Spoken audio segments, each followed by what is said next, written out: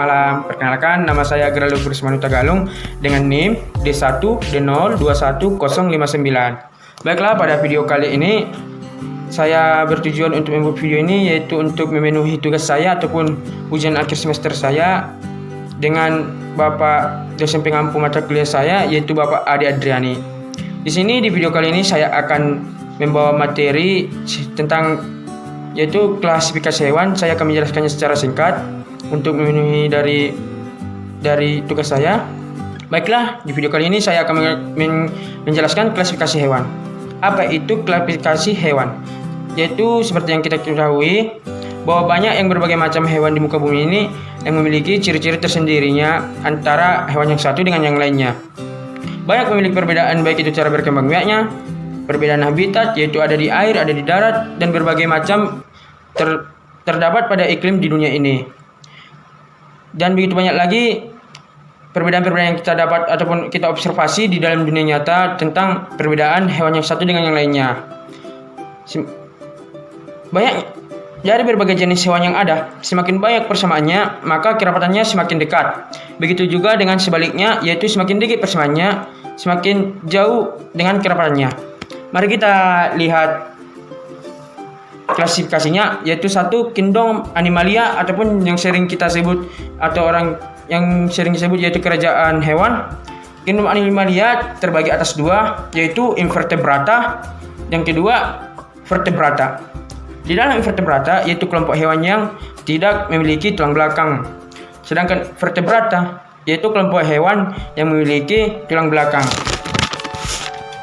Coba kita ulas satu persatu, yaitu invertebrata. Invertebrata terbagi menjadi beberapa ataupun kelompok lagi. Di antaranya porifera, yaitu hewan yang berpori seperti sama halnya dengan namanya. Yang kedua coelenterata, yaitu hewan yang berongga.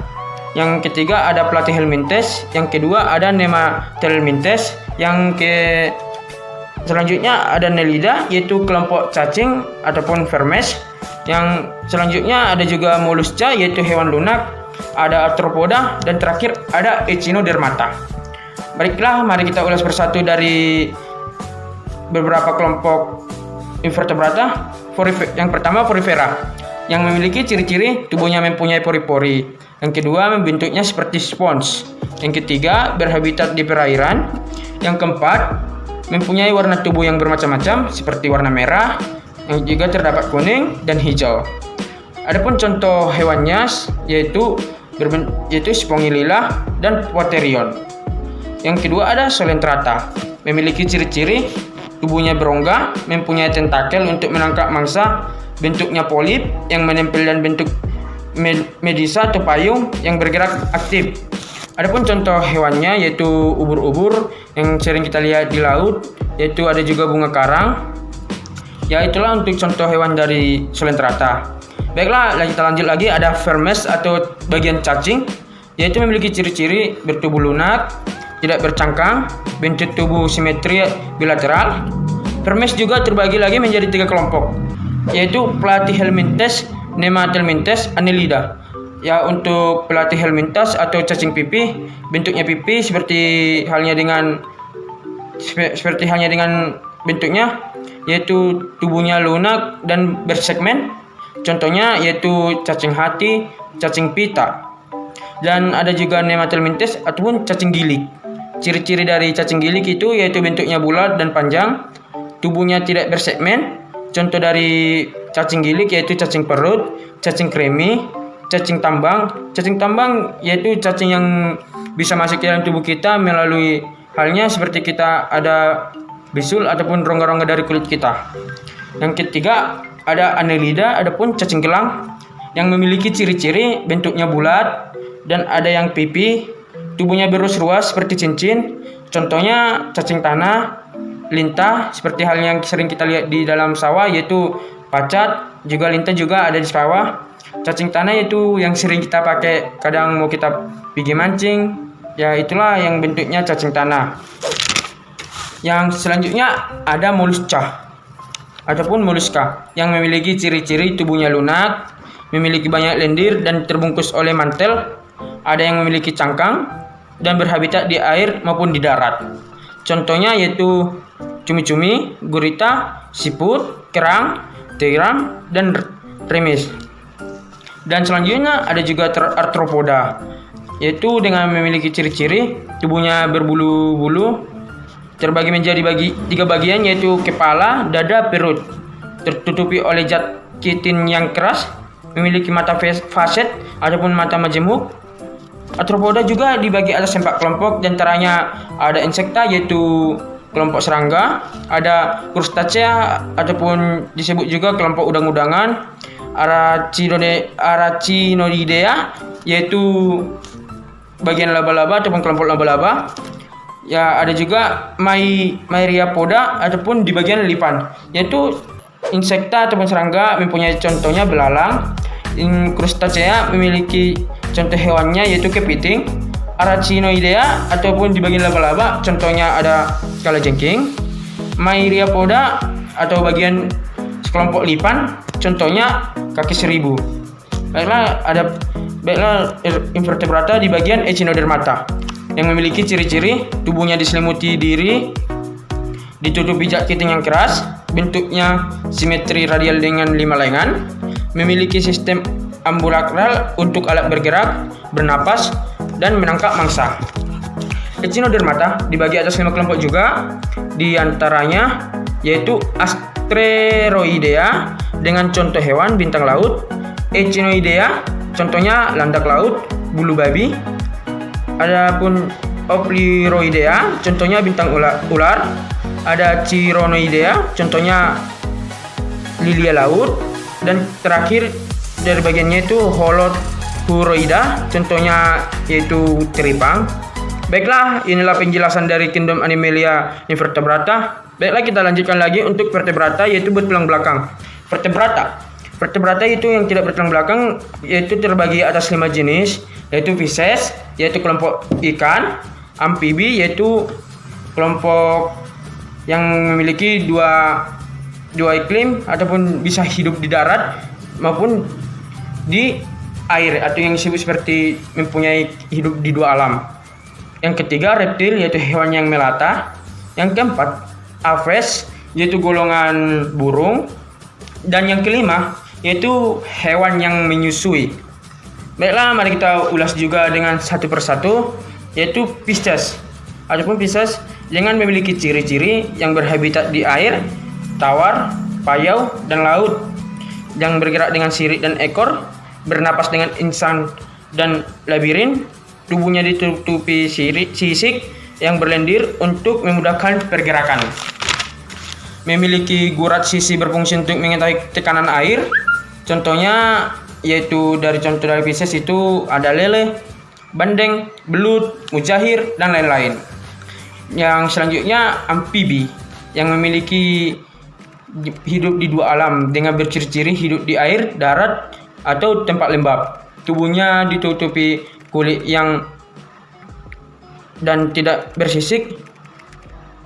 Alat pernapasan insang, paru-paru, dan juga kulit. Berkembang biak dengan bertelur yang tidak bercangkang. Pembuahan secara fertilisasi, external color atau tempat eksternal atau di air atau tempat yang lembab. Yang selanjutnya proses pertumbuhan secara metamorfosis. Yang selanjutnya berdarah dingin. Contohnya ada katak, ada juga sih buaya juga termasuk dari amfibi juga, dan banyak lagi bagian-bagian amfibi. Yang selanjutnya mari kita bahas tentang reptil atau hewan yang melata yang memiliki ciri-ciri hidup di air dan di darat. Kulit keras, kering, dan bersisik yang terbuat dari zat tanduk atau keratin. Alat pernapasan yaitu paru-paru, berkembang biak secara ovipar dan ovovivipar. Yang ovipar yaitu bertelur, dan ovovivipar itu ada bertelur dan beranak, atau namanya yaitu beranak. Berkaki pendek dan berekor panjang, berdarah dingin. Umumnya sebagai predator, yaitu contoh dari hewannya itu ular, komodo, kura-kura, termasuk juga buaya. Yang selanjutnya Aves. Ciri-ciri yaitu ciri-cirinya hidup di darat, alat berupa sayap dan kaki.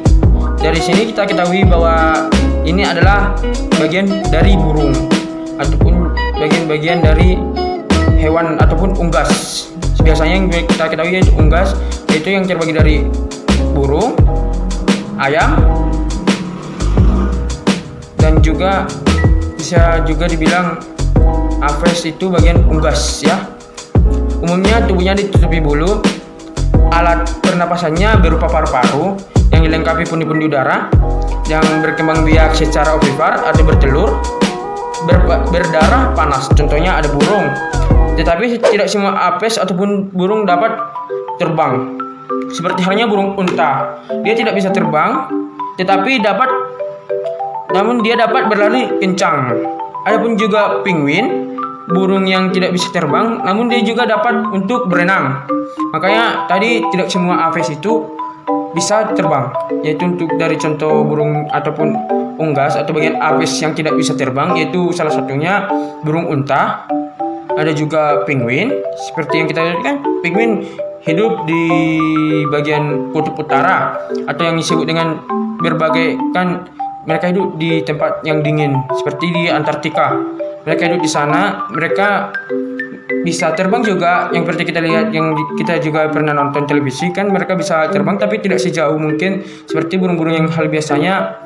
Mereka bisa terbang ataupun mereka jarang untuk menginjakkan di atas tanah. Mereka lebih condong tinggal di pepohonan, tidak seperti dari penguin ataupun unta. Mereka hidupnya ataupun lebih dekatnya tinggal di atas tanah ataupun di daratan.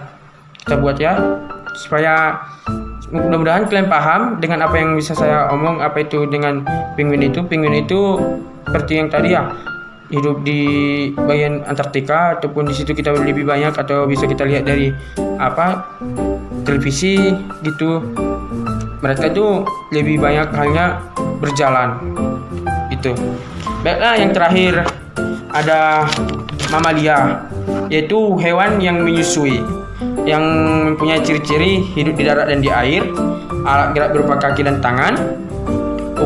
Umumnya tubuhnya ditutupi rambut dan terdapat kelenjar minyak dan kelenjar keringat. Alat pernapasannya yaitu lebih halnya dengan paru-paru. Ada juga berkembang biaknya dengan cara melahirkan, memiliki kelenjar mamae ataupun yang bisa disebut kelenjar susu, yaitu berdarah panas. Contohnya ada kucing, kuda, paus. Seperti kita ketahui, paus termasuk walaupun hewan air ataupun hidupnya di air ataupun yang seperti halnya di laut, namun paus ataupun ini termasuk di dalam mamalia karena dia yaitu hewan menyusui. Oke, baiklah dari penjelasan saya untuk video kali ini. Semoga dengan video ini kawan-kawan ataupun rekan-rekan yang dapat menontonnya, yaitu untuk selalu mensupport apabila nanti kawan-kawan ataupun rekan-rekan menonton video saya, ya bisalah untuk berkomentar untuk di bagian mana saya salah dalam pengucapan, pelafalan. Mungkin banyak kata ataupun kalimat yang pengucapan saya salah, yang mohon untuk kawan-kawan rekan-rekan sekalian dapat memakluminya.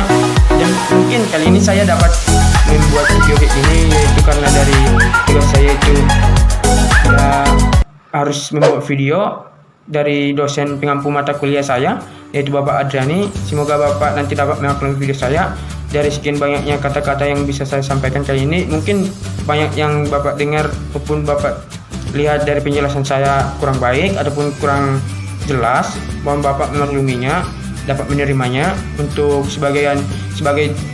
untuk memenuhi tugas ujian akhir saya, yaitu ujian mata kuliah biologi. Baiklah, sekian dari video saya. Selamat malam, terima kasih.